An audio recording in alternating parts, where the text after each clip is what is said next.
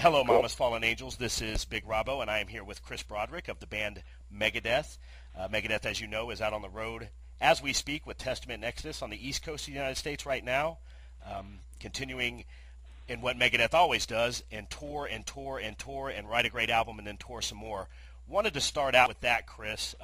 You've been with the band for a while now, actually had a hand in Endgame and, of course, recording and so forth. We know with Jag Panzer and so forth the success they had, and also not a stranger to playing shows, but is the touring of Megadeth something that you had to get used to? They're one of the premier touring bands, I would think, in our metal. Was that something that that you had to get used to, or is it something that you're still getting used to? I think it'll always be something that I'm getting used to because, if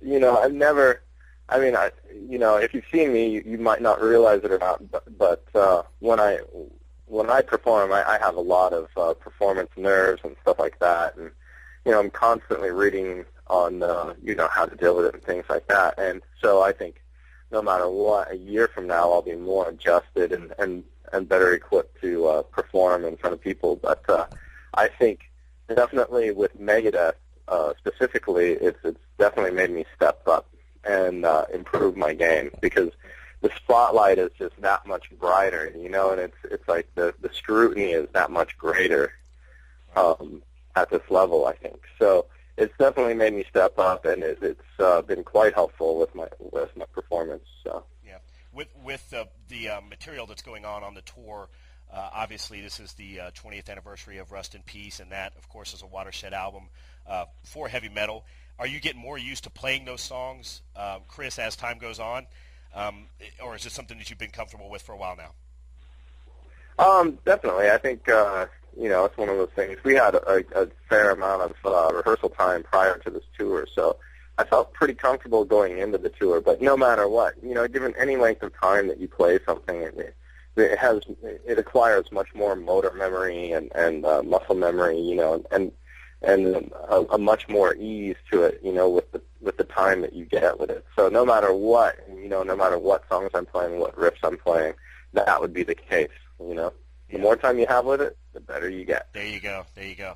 I was doing some research for the interview. Obviously, been reading a lot about Chris Broderick, and wanted to go over some things that everybody already knows about Megadeth. Dave Mustaine is, synonymous with the band, and obviously you probably knew about Megadeth and listened to Megadeth and were familiar with a lot of things that Mustaine has said and done over his career. The guitar player in Megadeth is a very, very coveted spot for any guitarist, Chris. When you right. when you see or hear quotes like, when we tapped Chris, it was like when Ozzy Osbourne got Randy Rhoads, and he's the best guitar player that's ever played in Megadeth. When you see that stuff, Chris, does that make you feel honored, or does that kind of put you in, oh shit mode here? It's a lot to live up to. Both. Yeah, it's a lot to live up to. It does both quite well because, to even have him give me those kinds of accolades is quite humbling. But then at the same time, I'm like, oh, crap, I have to live up to that now, I have to make sure that I present myself in that light. But, at the end of the day, I can only do the best I can. So hopefully everybody, appreciates it. Yeah, well, we really do. Chris, it's, you can tell your influence in Endgame. It's an excellent album. You haven't been able to talk Dave into the 7th string yet. Does he, like when you guys are doing sound checks, does he go over and pick it up and screw around with it, or does he just stay away from it altogether?